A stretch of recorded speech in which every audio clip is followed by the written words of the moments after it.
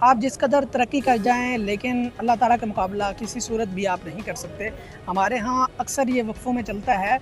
کہ ایڈز وغیرہ جو ہیں ان میں چلتا ہے کہ ہمارے پاس اس طرح کے سریے ہیں، اگر آپ لگائیں گے تو زلزلے میں بھی آپ کے کمرے بلڈنگ نہیں گریں گے۔ لیکن اب آپ دیکھیں کہ وینزویلا میں آج زلزلہ آیا تو اس میں 7.1 یا 7.2 شدت ریکارڈ ہوا ہے، جس نے مکمل طور پر وینزویلا کو تہس نہس کر کے رکھ دیا۔ اب اس وقت جو رپورٹ ہوئے ہیں کیسز، جن میں کہہ رہے ہیں کہ تقریباً کوئی 164 لوگ مر چکے ہیں جبکہ 900,000 سے زیادہ زخمی ہیں۔ یہ وہ رپورٹنگ ہے جو اس کے بعد فوری طور پر زلزلے کے بعد رپورٹ ہوا ہے۔ تاہم اس وقت کئی اور نیوزوں پہ بھی چل رہے ہیں جہاں پہ سینکڑوں لوگوں کے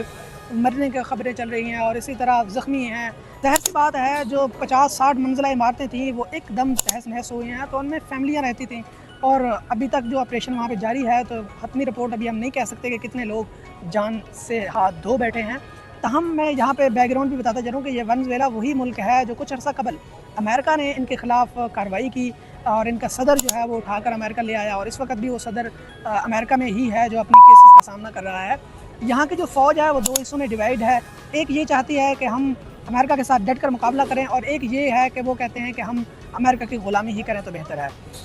تاہم اسی وجہ سے جب ان کے امریکہ نے صدر کو اٹھایا تو اس وقت کسی قسم کا انہوں نے مظاہرہ نہیں کیا آگے سے، کیونکہ امریکہ نے آگے سے کہا ہوا تھا کہ اگر آپ لوگوں نے ہمارے سامنے آنے کی کوشش کی تو ہم آپ لوگوں کو بھی اڑا دیں گے، جس کی وجہ سے فوج نے آگے آنے کی مزاحمت کرنے کی کوئی بھی کسی قسم کی کوشش نہیں کی۔ اور اس وقت امریکہ نے یہ کہا تھا کہ ہم آپ لوگوں کے اوپر جو پابندیاں عائد ہیں وہ ہم کسی حد تک کم کر دیں گے، لیکن صدر کو اٹھا کر لے جانے کے بعد بھی ان کی پابندیاں ویسے کہ ویسے رہ گئیں، اور اس وقت وہ ایران کی طرح پابندیوں کا شکار ہے، اور یعنی غریب ملک ہے، پابندیوں کے نیچے ہے۔ اور اس کے بعد پھر یہ جو اس وقت واقعہ پیش آیا، یہ زلزلہ جو پیش آیا، تو اس کے میں جو نقصان ہوا ہے، اب وہ لوگ یہ نقصان کس طرح پورا کریں گے یہ تو دیکھیں، دوسرے ممالک اس کے لیے کیا کچھ کریں گے تو آنے والا وقت بتائے گا۔ تو ہم اس وقت کی جو خبر ہے وہ یہی ہے